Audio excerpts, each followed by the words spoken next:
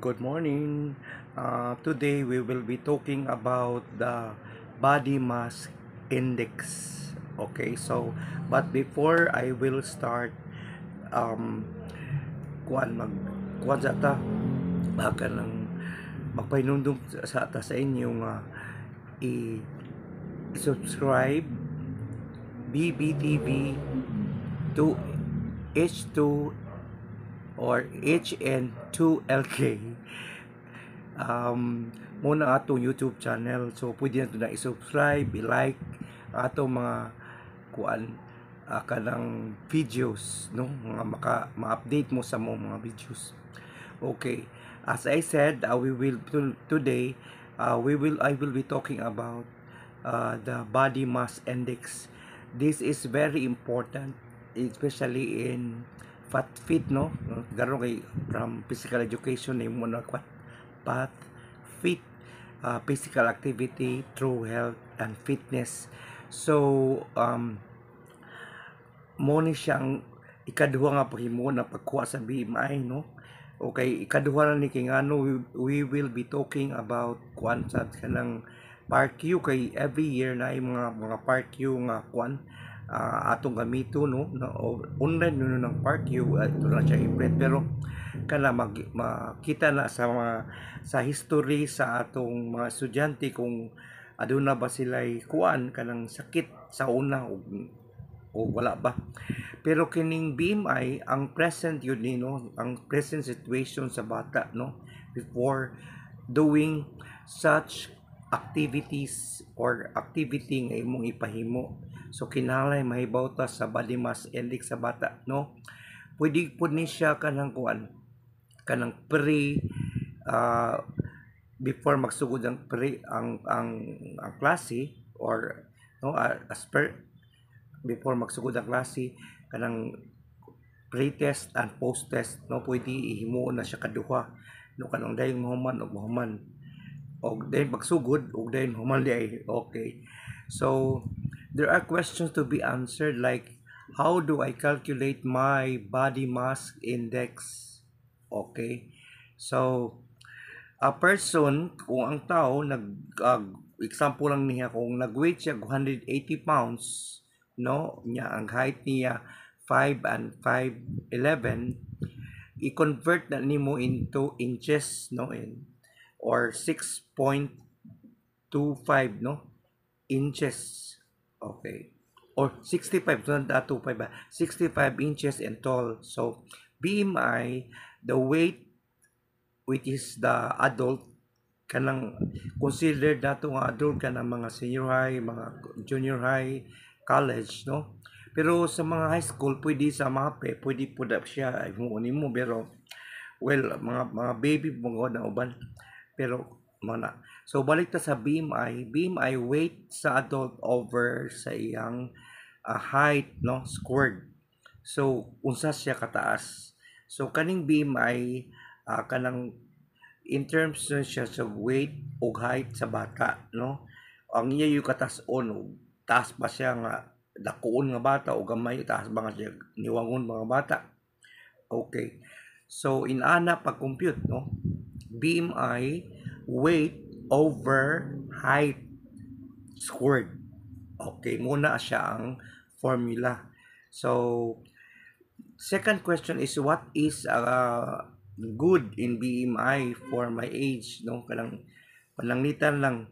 So kanang kung ang iyang BMI kung ni-resulta siya sa 18.5 to 24.9, so it means that you have healthy weight range, no, or normal na siya, no, or middle ages adults. Kung ang result niya moabot siya 25 to 22.9, ang bata, ang estudyante, gitawag na siya overweight. Kanang wala siya ba kanang medyo bugat to siya, no, sa iyang in terms of the height niya which is the squared, no. Ang over 30 mo na siya ang obese, tambok rin ng bata kanang kung ang pag-compute sa BMI ang result niya 31 point something, obese na ang bata. So inana, So ako ito na 18.5 to 24.9 normal. So you have a good health, no, healthy weight, no, sa or normal. 25 to 22.9 overweight. So overweight 25 to 22.10 over 30, ang result kung over 30 points, that's obese. Tambok na yun ang bata or bugat yun ang bata, no? O nga estudyante. Question number 3. What is your normal for my ages?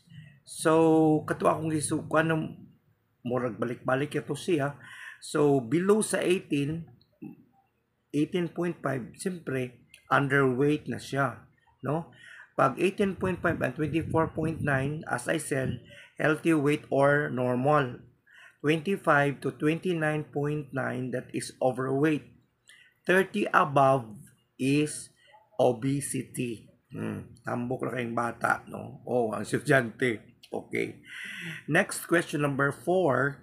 What is your body mass index? What is your body mass index? So, unsa but pasabot aning BMI. So, it measure of the body fat based on the height and weight.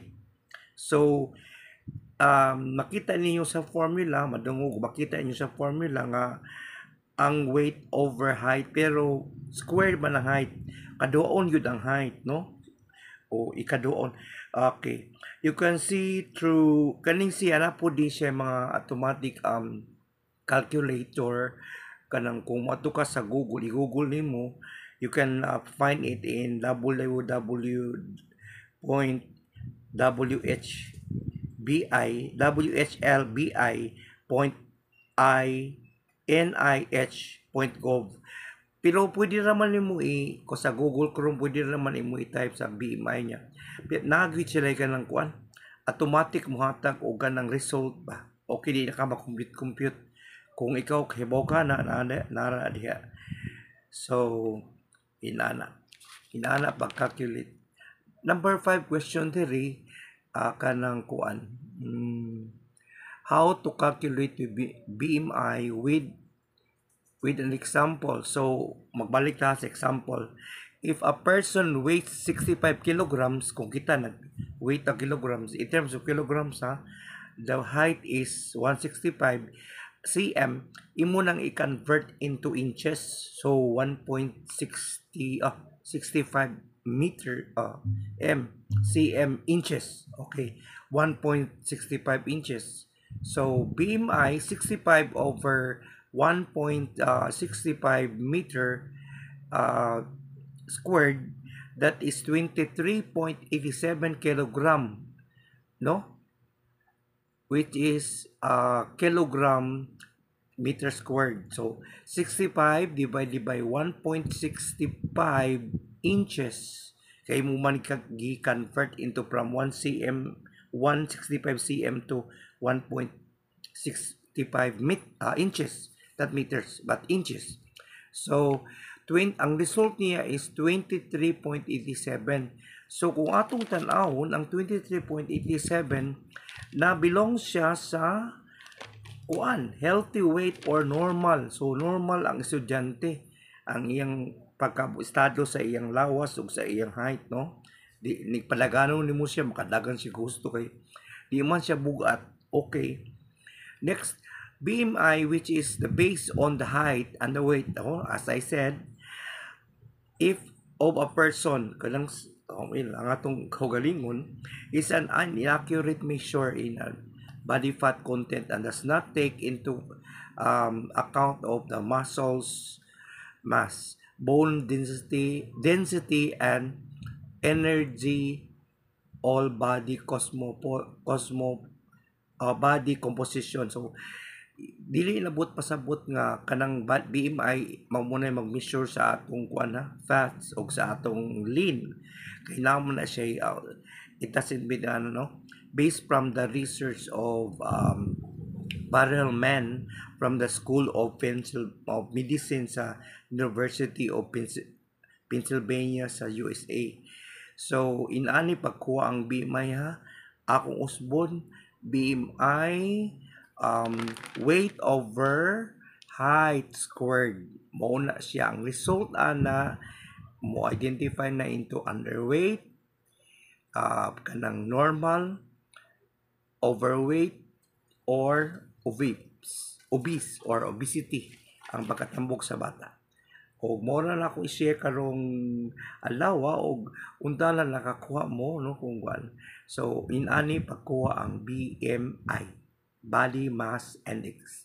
Don't forget to share, like and subscribe BBTV HN2LK sa YouTube channel. Ako ni siyang i-post no how to get the BMI.